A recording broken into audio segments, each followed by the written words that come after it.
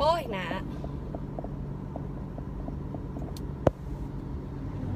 เปิดโพดนะสบายดีพี่น้องทักทายสบายดีกันเด้อวันนี้สิมาไลฟ์สดน้อยหนึ่งเนาะสวกเกี่ยวกับพวกเมื่อคืนนี่นะพวกกระแสดราม่าเนาะพวกดราม่านะที่ว่าคอยลบไลฟ์ของคอยลบอันนั้นคำถามความเอียงของเพื่อนออกไปแล้วแต่ว่าที่คอยบ่มักคือแบบว่าเห็นแต่ว่าคลิปเนาะคลิปตัวลงไปค่ะที่ว่าเฮาอันนั้นแลนไปเอาคนเจ็บพนะกับว่ามีกระแสจักมีอีสังบุคือเดี๋ยวข่อยไล่ไปแล้วแต่ว่าข่อยด่าบ่ทันซาอกซาใจข่อยบ่ด่าแต่ว่าข่อยยังมีคำเว้าที่แบบว่ามันบ่ทันได้ซาอกซาใจข่อยเนาะประเด็นคือเฮาไปซอยคนซอยโดยที่แบบว่าจะซอยตามกำลังเฮาดิได้เฮาเป็นผู้หญิงเฮาสิซอยจังได๋มีเอ้ยอันเอาเวลาตะวันไล่สดหันเอาเข้าไปกับหอทุ่งมอแล้วจะไปไล่สดอยู่เห็นรถตามกันมิตรมาไทยหูมาไล่สดเอ้าสมมติเขาไล่สดจะได้ท่าเหมือนมืดบัดเทือคอยห่วยซอยคนกับซอยมันมีสติแต่ว่ามันไม่สิซอยมูละโตตายคอยกะไล่ไว้เนาะบัดเทือว่าห่วยคอยบ่ได้ตำเขาว่าคอยตำเด้สารเบาได้บ่คนเฮาก็เจอเห็นเหตุการณ์มาหลายเทือแล้วโมเมนต์เฮาสิฮักกันเตแบบว่าอยู่ในสังคมมื้อนี้เมื่อวานนี้อยู่มัตตดนแล้วสิสั้นแน่เนาะทุกกล่องนี่ก็ได้อันเอาเวลาตัวไล่สดหันไปเอาเข้าไปกับหอทุ่งมอแล้วเชื่อเข้าไปจังไดไอ้นั่นโตเราก็บักใหญ่น้ำหนักเราขยันเราลืนข่อยเป็นเท่าไรกิโลข่อยผู้หญิง2 คนสหายย่อผู้ชาย2 คนไปห้องหมอเป็นไปได้สมบูรณ์วันนี้อีกอย่างหนึ่งเจ้าซอยเขาบอกถือวิธีเจ้าก็ติดคุกหย่อนได้คันเขาตายด้วยเขาเป็นอีสังเกิดขึ้นมากับเขาคอยบ่แม่นสิท่านได้เสียเส้นคือบางคนเนาะเห็นเขาลดต่ำกันก็ว่าแต่ตัวเองคักบ่ได้เฮียนการปฐมพยาบาลมาบ่ได้เฮียนการปฐมพยาบาลเบื้องต้นมาแต่ทำอิฐคือมาเฮ็ดแนวนี้ป่ะแต่ว่าเห็นรถเขาต่ำกันเขาแข่สลบซื้อๆกับไปปั๊มหัวใจเขายังหยันอยู่โมเมนต์เขาจิบ่เคยเห็นเขาเคยเห็นตอนข้าวรถซ้ำหล่อต่ำกับรถจักรประสานงานกันนั่น3 คันต่ำกันโค้งกันนะก็ไปซอยไปปั๊มหัวใจเขาบอกถ้าไหนตายสำนักเอาไปเอามาเขาตายย้อนผู้เป็นปั๊มหัวใจเห็นสะพอสิบ่เขาขู่เนาะเป็นเตือนทิดผลว่าเผื่อสิเคลียร์คดีเลยอ่ะบัดนี้เขาต่ำกันยังสั่นคนเมาเขาต่ำกันเขาบริมีสติว่าไพ่ต่ำไพ่แต่แค่นี้แต่เมื่อคืนนี่ฮันที่ว่ากล่องสั้นบอกกล่องสั้นก็อดเอาเดี๋ยวคอยมุนกล่องบนแน่นแต่ว่าคอยก็ไล่ซดไว้แล้วเนาะบัดเทื่อห่วยเบาได้บ่คนและอีกอย่างหนึ่งจะซอยเขาบ่ถือวิธีก็แห้งเป็นอันตรายต่อเขาอีกก็ต้องเอิ้นกู้ภัยแต่ว่ามาซอยก็ต้องทากู้ภัยเลือดก็สิออกแห้งออกคอยเฮามีหน้าที่ประสานเวียกให้เขาก็คือช่วยเหลือเขาแต่เบื้องต้นก็คือเฮ็ดให้เขามีสติแล้วการที่2มาพยายามโทรเอิ้นกู้ภัยมาให้ไวที่สุดเพราะว่าเลือดแล้วก็ออกหลายเด้บัดนี้เพิ่นว่าโอ้ยเอาเวลามึงไล่สดฉันไปเอาเข้าไปกับหอทุ่งหมอเนี่ยอ้าวอะไรก็เป็นบ้าเสียสินอีกแล้วนั่งอยู่เฮือนอยู่ดีบ่สร้างอยู่เพราะแม่นว่าข่อยเว้าให้เด้อสติปัญญาของคนเฮาหั่นนะเกิดขึ้นมาเป็นคนครบ32ลิ้นโทรศัพท์เป็นลิ้นโซเชียลเป็นแบบนี้แสดงว่าเจ้าก็บ่แม่นคนธรรมดาแต่แสดงว่าสติปัญญาเจ้าก็สิครบถ้วนน่ะจะจังเล่นได้นี่แต่ว่าข่อยสิบอกให้เจ้าเด้อคำว่าสติปัญญาหั่นนะใจแยกในอันใดควรอันใดบ่ควรนะก็ล่ะสิพิมพ์อีหยังลงในสื่อออนไลน์คือกันอยู่ในโซเชียลนี่นะสิเว้าสิเฮ็ดอีสังหั่นมันมีผลกระทบก็เฮาภายหลังบ่แม่นหยังดอกเว้าผิดน้อยนึงเขาก็ด่าคือข่อยนี่จะเว้าผิดเว้าถือหมู่ด่าไว้ก่อนแหละ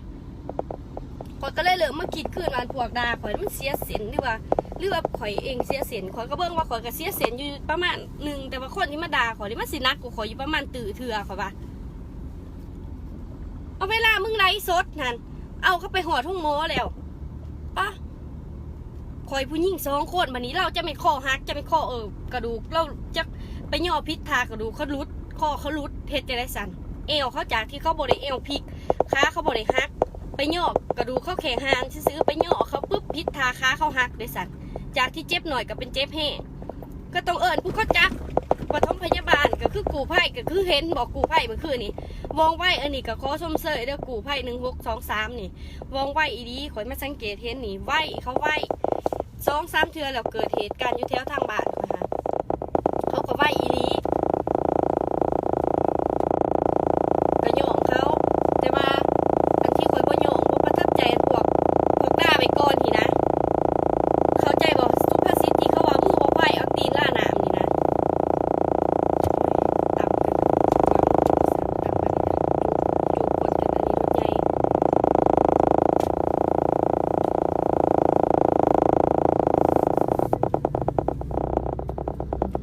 ร้านจูบกันเนี่ย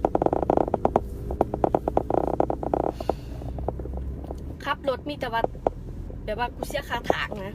ไปโดดบริสนใจว่ารถมารถไปรถยัง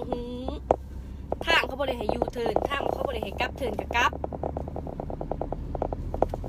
ขั้นว่าบริเฮียนขับขี่มาหนะก็ควรจะไปอ่านเบิ่งหรือว่าศึกษาเบิ่งในป่ายเขาหาบ่ให้กลับเทิร์นกับป่ายเขายังหนะอันนี้กูขับมั่วสั่วเลยนะเด้รถจักรขับเบาๆบาปภาษาไทยเบิ่งเด้รถ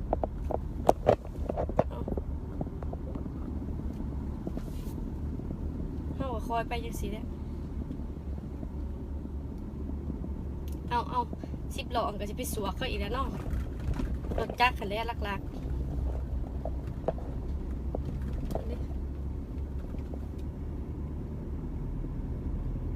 มันทางกระดังเฮ็ดมาทันดี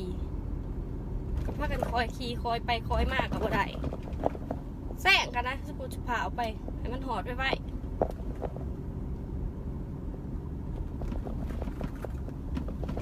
คอยสิเบาเนาะคอยสิเบาเรื่องเมื่อคืนนี่ต้องเบิ่งเอานะเขาได้กระไดอยากจะเบื่อเบิ่งทางส้มเมืองไปเรื่อยๆเข้าไปซอยเขานะคอยก็มีความเสี่ยงสูงในซอยเขาเมื่อคืนนี่2 คนผู้หญิงมีบักอันนึงมันขี่รถกายพวกคอยรถเวฟสีฟ้าคือกันได้เมื่อคืนนี่ฮะขั้นเบาบ่ถือในท่ามุงคอยน้ำกันไม่ทรงกันเมื่อคืนนี่มันขี่กายแล้วมันวี่ควันมันวี่แบบเป็นเห็ดวู้แบบว่าอันนี้ลิ้นควันนะแบบเพชรคูเฮานะห้วยคนก็คือว่ามันซีเมนต์แบบนักเล่นกี่หิบข้าวนึงมันไปต่ำกันเฮิมแต่ว่าเขาเห็นว่ามันแกกันไปบอกเงาๆเขาต่ำกันหันเขาเจ็บนักเลยเขาคิดว่าถ้ามันเป็นโจรอีลีมันก็คือสิแลนบ่ทันเขาเดาเพราะว่ามันก็ต้องเจ็บนักเติบละกับไปเบิ่งก่อนสิโจรสิอีสังกับสร้างถือลูกไผ่กับบดีซอยกันไว้ก่อน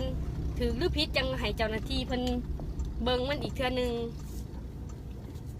อันนี้เพิ่นบ่ได้นาจ้าลังจะมีนิสังด่าไปก่อนเลยจะเป็นมูเบาถือเบาพิษจะเป็นมูเห็ดถือเห็ดพิษบ่ได้อยู่ในเหตุการณ์ดอกอาศัยแต่อ่านแบบว่าเห็นอยู่ในเฟซนะแบบว่าว่าเสพข่าวแบบบุมิสติด่าไปก่อนเลยหวายก็อยากหายเลยเนาะคันเอาเวลาเอาเวลามึงไล่สดเอาคนไปกับหอทุ่งโง่แหละว่าสัตว์บ้าคอยว่ามันไม่กระโพดที่เบาะหอดอาหารมาฝากน้องมาเห็ดเวียก